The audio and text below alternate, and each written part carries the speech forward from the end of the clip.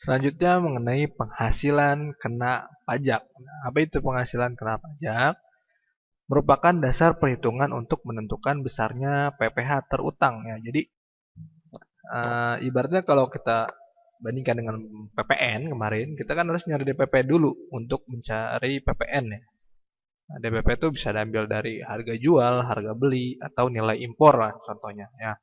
Untuk pengajak penghasilan, nah DPP-nya ini adalah penghasilan kena pajak. Ya, jadi kita harus mencari dulu nih penghasilan kena pajaknya berapa, baru kita bisa menentukan pajak penghasilannya. Nah, cara mencari penghasilan kena pajak itu caranya adalah penghasilan bruto nanti dikurangi sama biaya untuk mendapatkan, menagih dan memelihara penghasilan sepanjang berhubungan langsung dengan kegiatan usaha. Nah, maksudnya seperti apa? Jadi nanti penghasilan yang kita terima nih secara keseluruhan nanti akan dikurangi dulu sama biaya-biaya. Contohnya gini, misalkan saya kasih contoh warung si Abang nih ya, yang dia wajib pajak orang pribadi ceritanya. Dia dapat penghasilan dari kegiatan usaha, yaitu toko apa namanya, warung sembako misalkan ya. Nah, nanti kan dihitung tuh penghasilan selama 1 tahun tuh berapa omsetnya. Misalkan dia dapat penghasilan dari jualan di toko sembako tersebut 100 juta nih selama 1 tahun misalkan. Nah, itu tidak langsung 100 jutanya dikenakan pajak penghasilan, tidak. Kita harus nyari dulu DPP-nya atau penghasilan kena pajaknya. Nah, caranya gimana ya? Omset tadi 100 juta dikurangi dulu sama biaya-biayanya. Misalkan ada biaya sewa tokonya, biaya karyawan, biaya angkut barang dan lain sebagainya. Nanti di total tuh biaya berapa? Nanti dikurangilah omset tadi tuh. Tadi contohnya 100 juta dikurangi biaya misalkan selama 1 tahun habisnya ya 10 juta misalkan. Nah, jadi laba laba usahanya atau keuntungan usahanya kan ada 90 juta nih. Nah, dari 90 juta, nah karena kita contohkan dia wajib pajak orang pribadi, ada lagi PTKP tadi, penghasilan tidak kena pajak ya. Nah, misalkan status si abang ini yang punya toko ini belum menikah, belum punya tanggungan, jadi tidak kawin contohnya.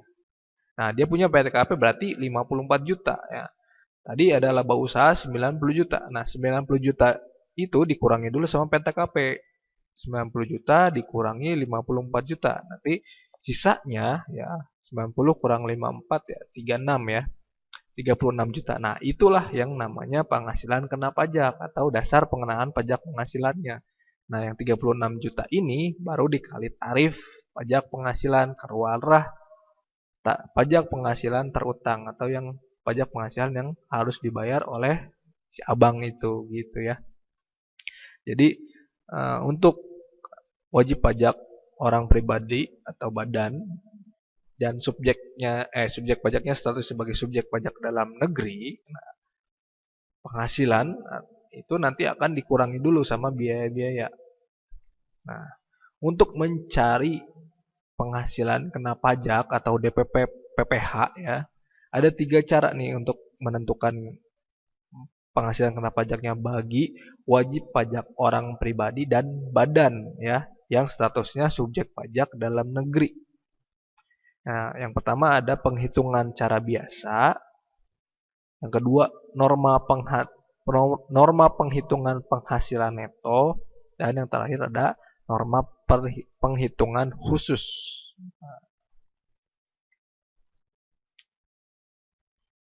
Sekarang kita ke cara pertama, yaitu penghitungan cara biasa atau pada cara umum lah ya. Perhitungan ini merupakan penghitungan pada umumnya, artinya kebanyakan menggunakan seperti ini. Nah, wajib pajak orang pribadi atau badan yang menyelenggarakan pembukuan atas kegiatan usaha atau pekerjaan bebasnya. Jadi untuk cara ini digunakan untuk wajib pajak orang pribadi yang memang sudah melakukan pembukuan atau punya catatan keuangan atau laporan keuangan ya, pakai sistem akuntansi lah cara menghitungnya. Terus biasanya penghasilan ini berupa kegiatan usaha atau pekerjaan bebas. Nah, nanti penghasilan bruto akan dikurangi biaya untuk mendapatkan, menagih, dan memelihara penghasilan. Terus untuk orang pribadi nanti dikurangi PTKP. Kalau badan nggak ada pengurangan PTKP ya kalau badan. Ingat kalau badan. Contohnya seperti apa nih penghitungan cara biasa nih? Seperti ini. Misalkan tadi nih. Contohnya si wajib pajak ini wajib pajak orang pribadi. Dia punya kegiatan usaha lah contohnya. Nah, punya omset selama 1 tahun 6 miliar. Ya, 6 miliar yang dapat 1 tahun. Karena kita ngitung pajak penghasilan itu per tahun ya. Jadi dihitung dulu dari Januari sampai Desember. Nah, ketemulah omsetnya 6 miliar. Terus tadi ada biaya mendapatkan menagih dan memelihara penghasilan ya. Tadi biaya sewa tempat tokonya, biaya biaya gajinya, biaya listrik, biaya sewa dan lain sebagainya lah. Di total biayanya itu yang dikeluarkan 5 miliar 400 juta. Nah, ketemulah laba usaha 600 juta. Nah, terus ceritanya si wajib pajak ini punya penghasilan lain, misalkan dia kerja sampingan lah di perusahaan mana dapat gaji 50 juta. Terus biaya untuk mendapatkan penghasilan 50 juta ini dihitung kira-kira 30 juta sehingga penghasilan neto dari penghasilan lainnya 20 juta. Nanti di total tuh laba usaha tadi 600 juta ditambah penghasilan lainnya 20 juta. Keluarlah angka 620 juta. Nah, subjek pajak dalam negeri pun nanti ada fasilitas bisa mengkompensasi kerugian. Artinya kalau di tahun ini setelah dihitung nih penghasilan sama biaya segala macam, bukan dapatnya laba atau untung tapi rugi. Nah, otomatis kan nggak kena pajak penghasilan. Nah, kerugian ini nanti bisa dikompensasi ke penghitungan pajak penghasilan tahun berikutnya. Nah, ceritanya di contoh ini si wajib pajak ini tahun lalu punya rugi nih 10 juta. Nah, nanti dikurangi lagi.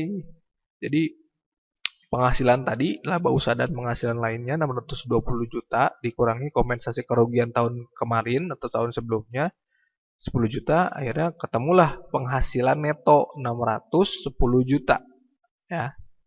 Nah, dari penghasilan neto ini, karena ini contohnya wajib pajak orang pribadi, maka ada fasilitas PTKP, penghasilan tidak kena pajak. Contohnya kasusnya ya karena dia statusnya belum nikah, tidak kawin, dan belum ada tanggungan, nol, sehingga PTKP-nya 54 juta. Nah, maka setelah dikurang penghasilan itu setelah dikurangi PTKP, itulah penghasilan kena pajak, yaitu 556 juta. Nah, inilah nanti yang akan dikalikan sama tarif PPH, sehingga nanti keluar PPH terutang gitu. Nah, ini perhitungan cara biasa, artinya kondisinya dia harus melakukan pembukuan atau laporan keuangan biasanya. Harus ada laporan keuangan yang sudah sesuai standar akuntansi lah. Nah, kalau pengelompokannya biasanya kalau yang pakai cara biasa ini ya mudahnya kalau kita mengacu di PPN. Nah, statusnya nih kalau dia pengusaha nih, pengusahanya udah jadi status pengusaha kena pajak atau PKP ya, omsetnya lebih dari 4,8 miliar. Biasanya kan itu harus sudah punya laporan keuangan ya yang sesuai standarnya yang berlaku gitu. Maka yang digunakan adalah penghitungan cara biasa. Nah, ini kan tadi contohnya orang pribadi ya. Nah, kalau badan tadi dari penghasilan neto itu langsung menjadi penghasilan kena pajak, tidak dikurangi sama PTKP kalau badan ya.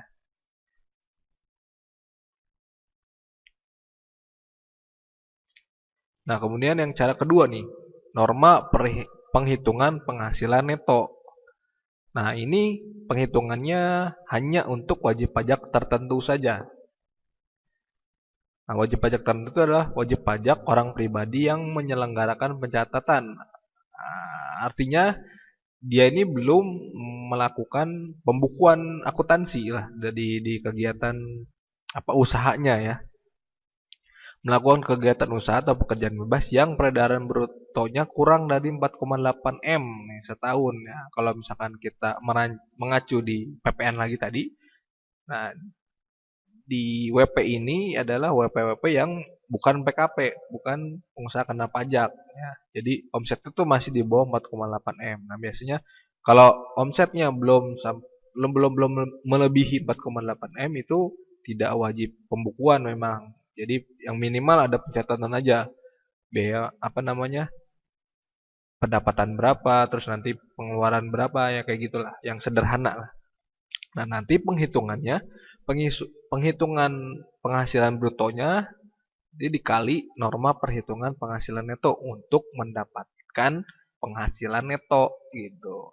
Nah, presentasi NPPN atau norma perhitungan neto ini dikelompokkan menurut wilayah ya 10 ibu kota provinsi, di dalamnya Medan, Palembang, Jakarta, Bandung, Semarang, Surabaya, Denpasar, Manado, Makassar, dan Pontianak, ibu kota provinsi lainnya, dan daerah lainnya.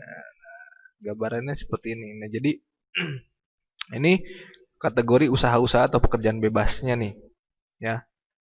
Nah, nanti masing-masing itu punya norma perhitungannya ya.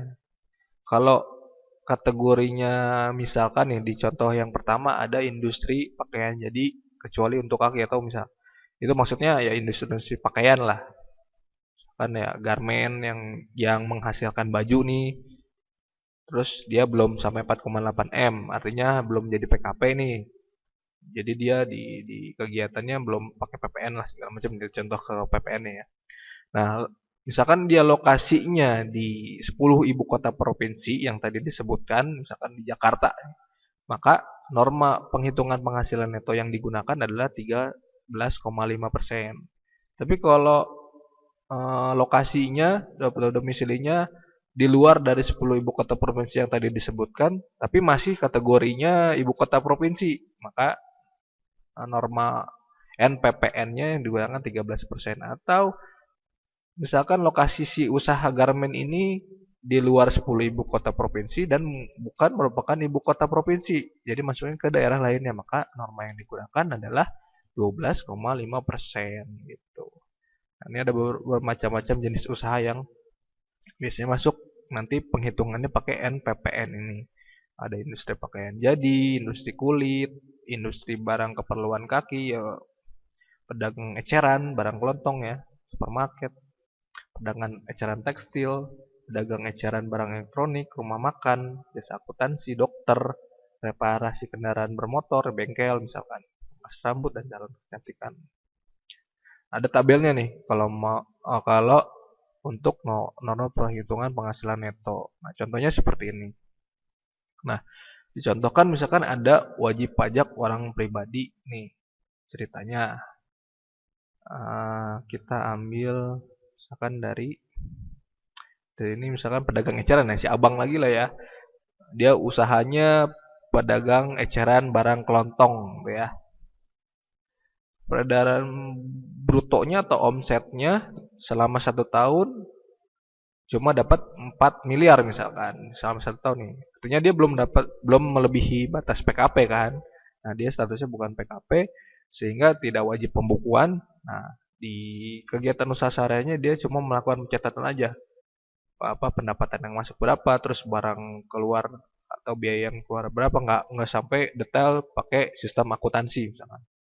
Nah, dari 4 miliar ini kita ngitung pendapatan atau penghasilan netonya tuh nggak dikeluarin omset berapa, pendapatan berapa gitu ya, dikurangi biaya sewa, biaya gaji, biaya rokok, tidak.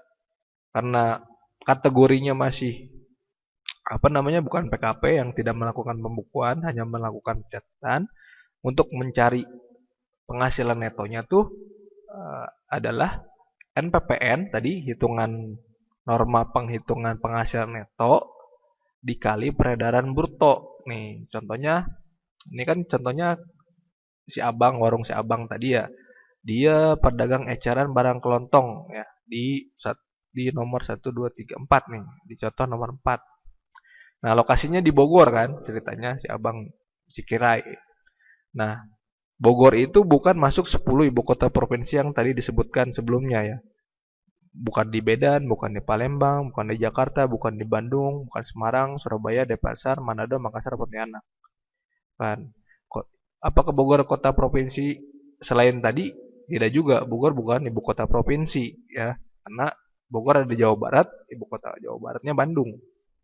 Nah, akhirnya Bogor masuknya ke kategori daerah lainnya. Sehingga nih untuk pedagang eceran barang kelontong yang lokasinya daerah lainnya NPPN-nya adalah 20. Nah, angka di sini adalah persen ya, 20% berarti. Nah, sehingga nanti di hitungan ini kita mencari penghasilan netonya. Tadi omsetnya udah ada kan, 4 miliar dikali NPPN-nya. NPPN-nya tadi disesuaikan. Pedagang eceran lokasinya di Bogor, maka pakai yang 20 sehingga mencari penghasilan neto 4 miliar tadi omsetnya dikali 20%, yaitu 20% itu dapat dari NPPN dari tabel ini ya, sesuai dengan usaha dan lokasinya. Keluarlah angka 800 juta. Nah, itulah penghasilan netonya dari si abang gitu ya. 800 juta. Jadi prosesnya kalau bedanya sama yang cara biasa atau cara umum tadi sebelumnya, kalau yang cara sebelumnya kan omset dikurangi biaya-biaya rinci tuh, biayanya tuh. Ada biaya sewa, biaya gaji, biaya listrik dan lain sebagainya. Kalau ini nggak pakai rincian biaya, yang penting ketemu omsetnya berapa, Pak. Selama setahun langsung dikali NPPN. Nah, ketemulah tuh tadi ya penghasilan netonya 800 juta. Nah, karena ini si abang saya contohkan adalah wajib pajak orang pribadi, maka akan dikurangin PTKP. Nah, ceritanya di kondisi ini si abangnya udah statusnya nikah, punya tanggungan satu, punya anak satu misalkan. Jadi PTKP-nya dia 54 juta ya dari WP orang pribadi si abang itu sendiri, 4.500.000 dari status kawinnya, 4.500.000 lagi dari tanggungannya, totalnya 63 juta. Nah, sehingga PTKP-nya si abang ini 63 juta. Nah, untuk mencari penghasilan kena pajak, jadi penghasilan neto tadi dikurangi PTKP 800 juta dikurangi 63 juta, keluarlah 737 juta rupiah. Nah, inilah yang menjadi dasar pengenaan pajak penghasilan atau penghasilan kena pajak yang nanti langsung dikali tarif PPh, barulah ketahuan berapa pajak penghasilan terutangnya gitu. Nah, kalau dicontohkan misalkan si abang warung ini udah sebentuk badan, artinya nggak cuma ada perorangan. Nah, tadi bedanya ya nggak dikurangi PTKP aja gitu ya. Itu jadi perbedaan yang cara biasa sama yang penghasilan neto ya. Kalau yang cara biasa patokannya dia sudah PKP lah. 4,8 M omsetnya lebih dari 4,8 M dan sudah melakukan pembukuan ya pakai proses akuntansi ya. Kalau yang ini yang neto belum mencapai 4,8 M dan dia masih menggunakan pencatatan, belum pakai laporan keuangan seperti di akuntansi gitu. Nah, kemudian yang terakhir ada norma perhitungan khusus. Nah, ini memang ya khusus untuk golongan WP tertentu atau wajib pajak tertentu. Nah, wajib pajak yang menggunakan norma perhitungan khusus adalah perusahaan pelayaran atau penerbangan internasional, perusahaan dagang asing, perusahaan asuransi luar negeri, perusahaan pengobaran minyak, gas, dan panas bumi. Nanti pakainya tarif BPT, Branch Profit Tax. Kurang lebih sebenarnya sama kayak norma NPPN tadi ya, pakai pakai pakai hitungan persen. Nah, tapi ini khusus untuk perusahaan-perusahaan yang tadi disebutkan aja dan tabelnya pun nanti ada sendiri.